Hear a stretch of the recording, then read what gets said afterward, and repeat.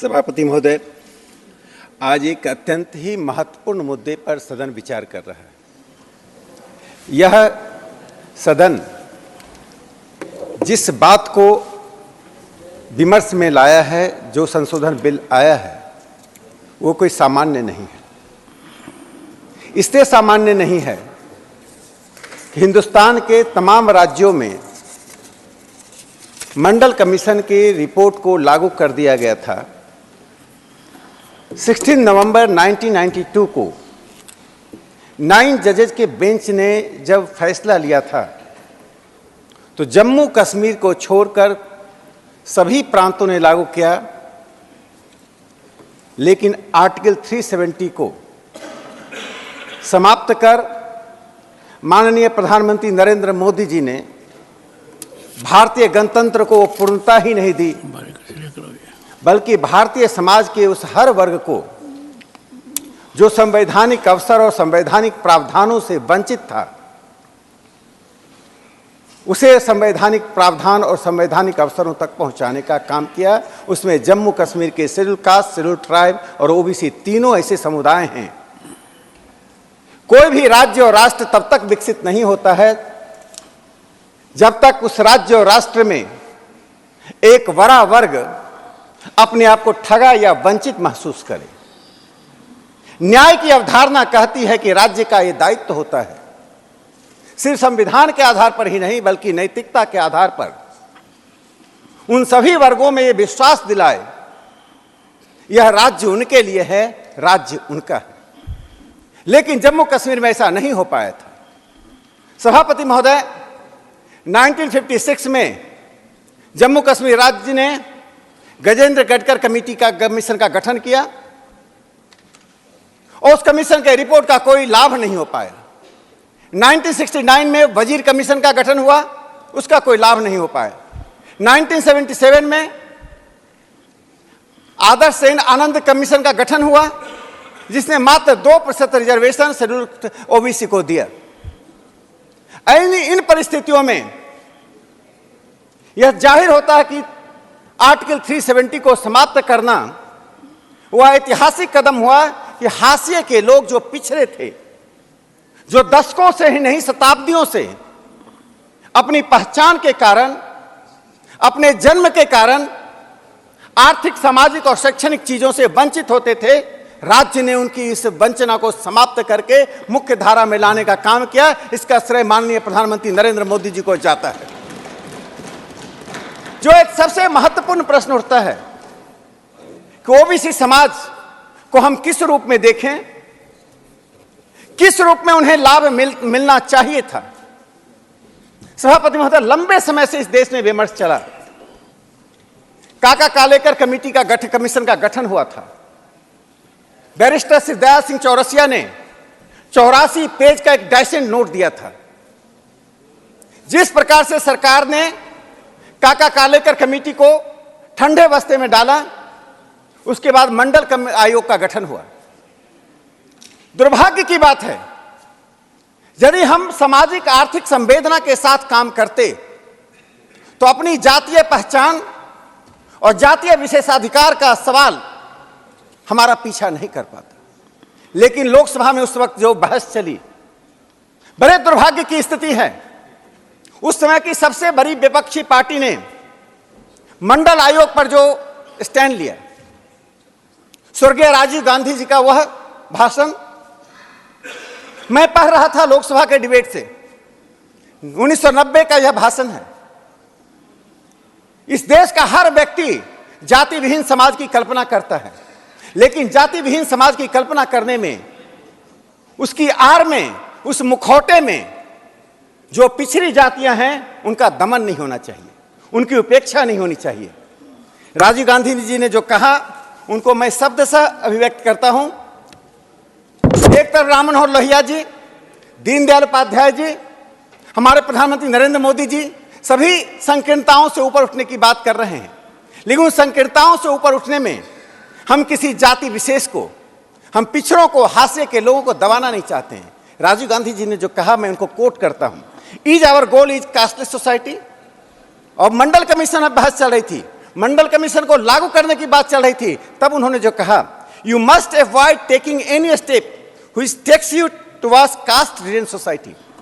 क्या मंडल कमीशन का लागू किया जाना, क्या पिछड़ों को अधिकार देना, जो स्कूल नहीं पहुंच पाते थे, जो कॉलेज नहीं पहुंच पाते थे, जो गवर्नमेंट ऑफ इंडिया में सचिव तक नहीं पहुंच पाते थे, अंडर सेक्रेटरी तक नहीं पहुंच पाते थे, उनको क्या अधिकार देना, कास्ट रिडन सोसाइटी को जाना था। उन्होंने आगे कहा, unfortunately the step that we are taking today, the manner in which it is put is casteist formula. We must dilute that formula and break that formula by adding something on it. जो सूत्र अपनाया जा रहा है, जो formula अपनाया जा रहा है, वो फॉर्मूला हमें कास्टिस्ट सोसाइटी की ओर ले जा रहा है। यदि समाज के हाशिए के लोग, जो दशकों तक स्कूल का दरवाजा नहीं देख पाए, जिन्हें रोजगार में अवसर नहीं मिल पाता था, जो संसदीय जनतंत्र को एक सिर्फ वोटर के नाते देखते थे, उनको अधिकार दिया जाना क्या जातिवाद को बढ़ावा देना है? उस मानसिकता से कांग्रेस पार्टी नहीं निकल पाई। और आज जब जम्मू कश्मीर के शेड्यूल ट्राइब और शेड्यूल कास्ट और ओबीसी को आरक्षण मिल रहा है, सभापति महोदय, इस बिल का महत्व इसलिए है कि पहली बार जम्मू कश्मीर में राजनीतिक आरक्षण दिया जा रहा है। 4130 सरपंच हैं, 19,170 पंच हैं, कुल मिलाकर लगभग 29,170 सरपंच है, कुल मिलाकर 32,000 लोगों में अब ओबीसी का प्रतिनिधित्व होगा। कल तक जो 3 टायर डेमोक्रेसी हमारे पास है, उनमें ओबीसी का प्रतिनिधित्व नहीं होना। क्या हमने सोचा है कि 47 के बाद जब देश आजाद हुआ, जो लोग पाकिस्तान से अपने घर से निर्वासित होकर कश्मीर आए थे, जो शेड्यूल ट्राइब, क्या जम्मू कश्मीर का शेड्यूल ट्राइब झारखंड के शेड्यूल ट्राइब से अलग है? क्या जम्मू कश्मीर का शेड्यूल कास्ट असम और बंगाल के शेड्यूल कास्ट से अलग है? क्या जम्मू कश्मीर का ओबीसी उत्तर प्रदेश और बिहार के ओबीसी से अलग है?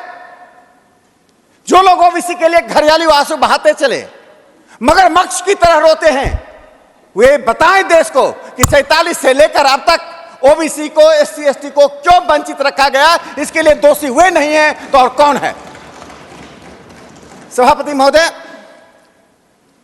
370 के हटने के बाद जो एक बड़ा महत्वपूर्ण परिवर्तन आया है, राजनीति की ओर तो हम बढ़े ही हैं, कॉन्स्टिट्यूशनल मैनरिज्म और कॉन्स्टिट्यूशनल मॉरलिटी दोनों को हमने लागू तो किया ही है, लेकिन विकास का पैमाना जो तय हुआ है, उसका मैं एक मेडिकल की पत्रिका है, स्वास्थ्य की पत्रिका लैंसेट, जो लंदन से छपती है, जनवरी के महीने में विलियम जो और एसवी सुब्रमण्यम का एक आर्टिकल आया है, जो हमारा नेशनल हेल्थ सर्वे रिपोर्ट के आधार पर 129 इंडिकेटर्स बनाए गए थे।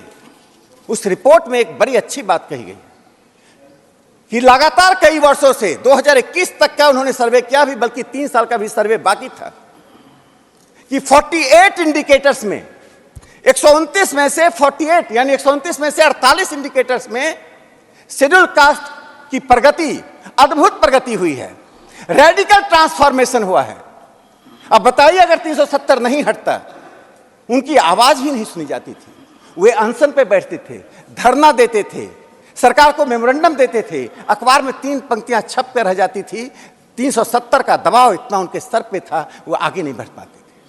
29 इंडिकेटर्स में आज वहां के schedule caste, schedule tribe Hindustan के अन्य भागों के लोगों से, यानी अन्य राज्यों की तुलना में आगे है।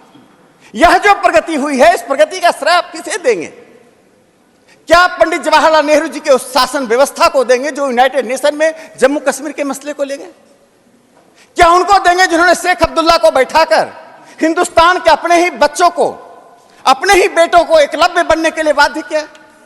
क्या हम एकलव्य की कहानी से अपरिचित हैं? जिस एकलव्य ने एमए पॉलिटिकल साइंस करने के बाद, चूंकि वाल्मीकि समाज का बेटा था, उसे कहा गया तुम्हें सफाई कर्मचारी ही बनना पड़ेगा। वे सफाई कर्मचारी जो पंजाब से तब आए थे जब जम्मू कश्मीर में सफाई कर्मचारियों का आंदोलन था, जब वहां सफाई की व्यवस्था नहीं हो पा रही थी, वे आए, वे आपात स्थिति में साथ देने आए। उनकी पीढ़ियां बढ़ी, उनकी जनसंख्या बढ़ी, समय बदला, आधुनिकता का गान गाना जाएगा, भारत आधुनिक भारत बन गया। लेकिन वाल्मीकि समाज के बेटों को कहा गया, वाल्मीकि समाज के बेटियों को कहा गया कि आप वाल्मीकि हैं, आप सिर्फ सफाई कर्मचारी कर सकते हैं, ना बैंक की नौकरी में जा सकते हैं, ना आईएएस की नौकरी में जा सकते हैं, आप तो इसीलिए बने हैं। ये कौन लोग हैं? इस देश में 70 साल राज करने वाली कांग्रेस पार्टी, आधे दर्जन प्रधानमंत्री देने वाली कांग्रेस पार्टी, और उनके नुमाइंदे जो जम्मू कश्मीर में बैठते थे, उनको जवाब देना पड़ेगा। यदि जवाब देने की स्थिति में नहीं है तो कम से कम विकास के साथ कदम बढ़ाना पड़ेगा। कम से कम देश के उस क्षेत्र में, जिस क्षेत्र में प्रधानमंत्री नरेंद्र मोदी जी ने एक मजबूत बुनियाद दी है। जब 370 हटाया जा रहा था तो कहा जाता था कि देश में खून की नदी बह जाएगी। 370 हटने के का जो जश्न है, ये 29,000 पंच और 4,000 से अधिक सरपंच कौन लोग हैं? वे बाहर से आयातित नहीं किए गए हैं, वहीं के पंच, वहीं के सरपंच। गांवों में विकास का पैसा पहुंच रहा है, पंच और सरपंच अपने हाथों से उस पैसे से गांव का विकास कर रहे हैं। जिस बारामुल्ला में, जिस शोपियन में आतंकवादियों का गढ़ था, वह विकास के केंद्र बन गए हैं। बारामुल्ला में दूध का प्रोडक्शन इतना अधिक हो रहा है, वे दूध बाहर जा रहे हैं, श्वेत क्रांति आ रही है।